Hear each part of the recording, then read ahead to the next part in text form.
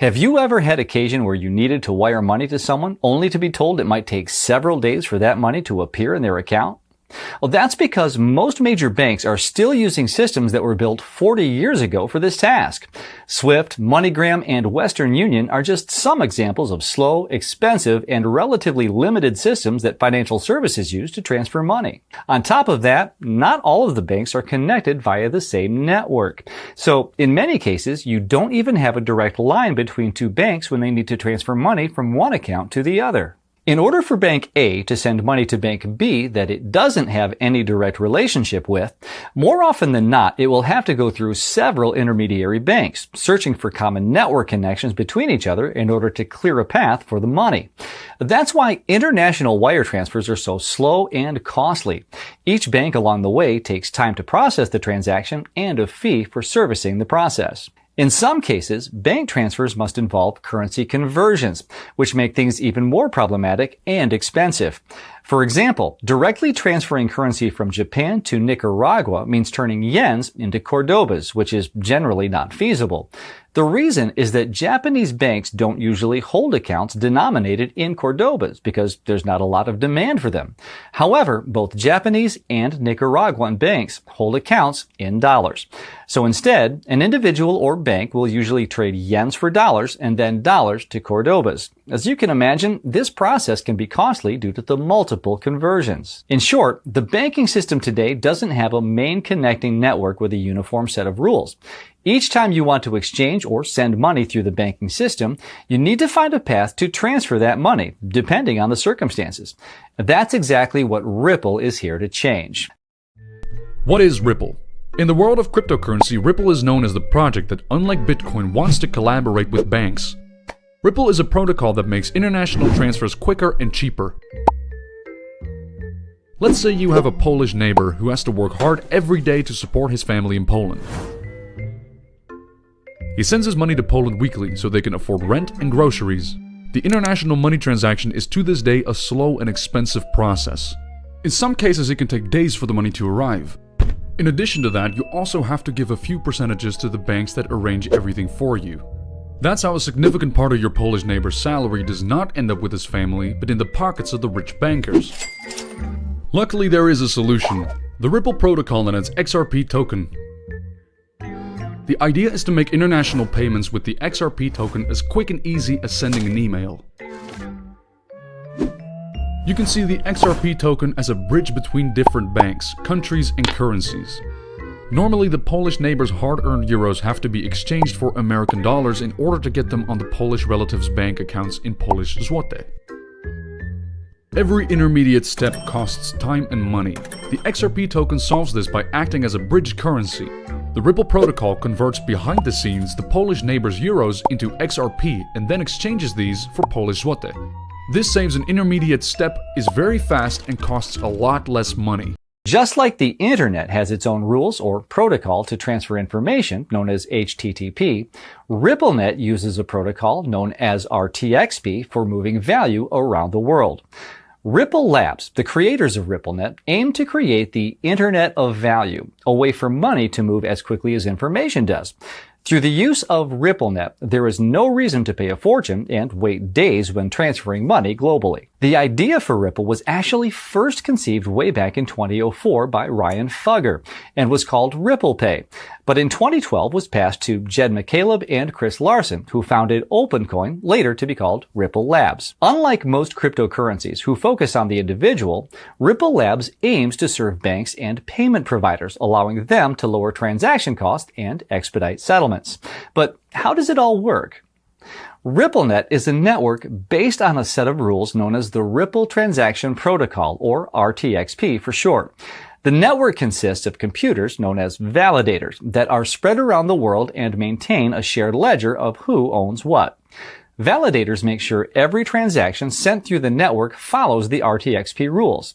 Anyone can run a validator and help maintain the Ripple network, just like anyone can run a Bitcoin node to maintain the Bitcoin network.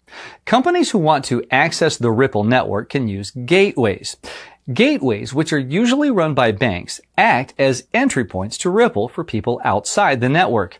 It's the same idea as going to a bank or a credit company to gain access to the banking system. So Ripple basically offers businesses an alternative to the banking system in the form of an internet of value called RippleNet. Ripple products like XRapid, XVia, and XCurrent are offered to companies in order to optimize their current solutions for transferring money around the world. It's worth mentioning that for you, as a customer of a financial service using Ripple, this solution is transparent. If the bank switches to this technology, your bank account balance could be residing on the XRP ledger tomorrow and you would never know it. This all sounds great, but what type of currency can actually be sent through the Ripple network? Well, unlike other cryptocurrency protocols which support only their own asset, Ripple offers two different types of currencies, IOUs and XRP. IOUs are tokens on the Ripple network that can be stored on any Ripple wallet. Just like we can store a variety of Ethereum tokens on an Ethereum wallet, we can have plenty of tokens coexisting on the same Ripple wallet. But we should really stop the comparison here, since this is as far as the similarities go. Any participant on the Ripple network can issue an IOU. However, an IOU doesn't represent something you own, it represents something you owe. It's a debt, an obligation to pay back something you got in real life. When I issue an IOU to someone, it means I owe them something. When I hold an IOU issued by someone else, it means someone owes me something. Each IOU has a name that is comprised out of who issued it and what it represents. For example, USD.Bitstamp is an IOU issued by Bitstamp promising to pay back US dollars. An IOU can be issued for any type of real-world asset. For example, you can have an IOU for dollars, euros, gold, oil, airline miles, and even cows. For each asset we borrow, we will issue a new IOU. Unlike other forms of debt that can be traded, IOUs for the same asset type are not interchangeable if they were issued by two different people. For example, if I borrow money from you and issue you a 20 USD.Nate IOU, that IOU can't be added to a 20 USD.Bitstamp IOU. Since each IOU has a different credit line or trust line, you can only redeem the USD.Nate IOU from me. It's important to note that the IOU itself is not the asset. It's just a promise by the issuer to give you the asset back in the future. This promise won't do you any good if the issuer isn't good for his word. That's why trust plays an important issue with IOUs. In order for you to accept an IOU from someone, you have to trust that they will be able to pay you back. In RippleNet, this is known as a trust line. A trust line is somewhat similar to a line of credit with the bank. It's an agreement to trust someone up to a limited amount of money. Aside from IOUs, there is another currency the Ripple protocol supports. XRP. XRP is a currency issued by Ripple Labs to help transfer payments through the Ripple network. For example, if a bank wants to move large amounts of money, instead of needing to use multiple intermediary banks to transfer the money, it can just convert the money to XRP and send that XRP to the recipient bank. It's important to note that two banks don't have to use XRP to transfer assets between them. Instead, they can choose to keep an open tab using IOUs only without ever closing it. Still, XRP is a form of payment that, unlike an IOU, is final and considered a tradable asset by anyone on the network. Unlike IOUs, XRP is the actual asset, so there is no counterparty risk. In other words, once you received payment in XRP, the transaction is made and there's no fear that the other party will not meet its obligations for payment. So, if no trust is needed and no trust line needs to be opened when sending XRP to the other network participants, why do we even need IOUs? The simple answer is that XRP, being a cryptocurrency asset by itself, is relatively volatile and also not respected worldwide. IOUs, on the other hand, are treated and valued as the assets each represents. XRP has additional advantages as well. It's fast and scalable. Sending an XRP transaction through the network takes 4 seconds as opposed to Bitcoin's 10-minute average. Also, XRP can handle 1,500 transactions per second, while Bitcoin can handle only 7. So the upside of using XRP as a form of payment is pretty obvious. One question people ask us a lot is, if XRP is a cryptocurrency, can it be mined? The answer is no, it can't. Mining in Bitcoin is done in order to confirm and determine the order of transactions on the blockchain. In Ripple, transactions are handled through a different process. Let me explain. When an XRP transaction is broadcast through the network, the validators that maintain the network decide if it's valid or not through voting. When a validator receives the transaction, it consults with other trusted validators and they vote on whether a transaction is valid. If 80% or more vote it valid, the transaction is updated in the Ripple ledger. This list of trusted validators that a validator consults with is known as a unique node list, or UNL for short. Each validator has its own UNL. Deciding who will be included in the validator's UNL is completely up to the person who runs the validator. However, Ripple offers a default list of trusted validators. Validators don't get compensated for the work like Bitcoin miners do with new coins. When Ripple Labs started out, they actually issued or pre-mined a total of 100 billion XRP. And according to the Ripple protocol, no more XRP can ever be created. You might be wondering, who owns all of these pre-mined coins? 20 billion XRP were given to Ripple founders Jed McCaleb, Chris Larsen, and Arthur Brito. Ripple Labs holds around 7 billion XRP. 40 billion XRP have been sold to companies and individuals. The remaining supply is sealed in a smart contract that releases 1 billion XRP into Ripple Labs' hands each month until all of the 100 billion XRP cap will be reached. XRP can be divided into 6 decimal points, with the smallest unit being known as a drop. If you want to hold XRP, you will need a wallet that supports the currency and a minimum deposit of 20 XRP in your account.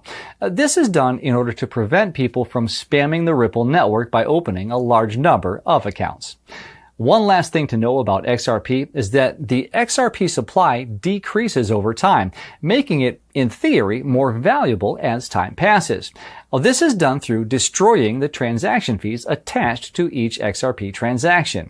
For example, at the time of shooting this video, we're down to about 99.99% of the original 100 billion XRP. The missing XRP are transaction fees that have been destroyed and can never be used again. So, is it a good idea to invest in XRP? When people invest in XRP, they are basically betting that in the future, banks and institutions will use XRP to move value and will therefore buy XRP and drive up its price. Of course, banks could always use IOUs instead, and that will keep XRP's price rather stagnant. Therefore, the question of will XRP rise in value is mainly a question of whether a majority of banks and payment providers choose to utilize it instead of their current infrastructure. Before we end this video, I want to touch upon one more subject, and that's the criticism about Ripple being a centralized platform. There are many arguments for both sides, and while I clearly have my opinion, I will try to display some of the main points of debate. Just like Bitcoin, once Ripple's protocol is published, Ripple Labs has no control over it. Validators run the code themselves. Well, this is pretty similar to Bitcoin's core development team maintaining the Bitcoin protocol but having no real control over the nodes that run it. But while Ripple Labs doesn't control the protocol, it does have a lot of influence since it is the organization maintaining it. So if for some good reason it determined to create more coins, it might succeed. Ripple Labs is sort of a central bank for RippleNet. The Ripple protocol itself is open source, meaning that if Ripple Labs ceases to exist, the validators can still run the network themselves. On the other hand, products the company offers to banks and institutions aren't open source and are run solely by Ripple Labs. The number of Ripple validators today is relatively small and is a fraction of the number of Bitcoin nodes that maintain the Bitcoin network. Since these relatively few validators are ultimately responsible for maintaining the integrity of the network, this raises the question, how can we know the validators aren't colluding in order to defraud Ripple's users? Another attribute in Ripple that raises concern is that you ultimately have to depend on trust in order to use the IOU tokens. In contrast, Bitcoin's entire system is designed to work in a trustless environment.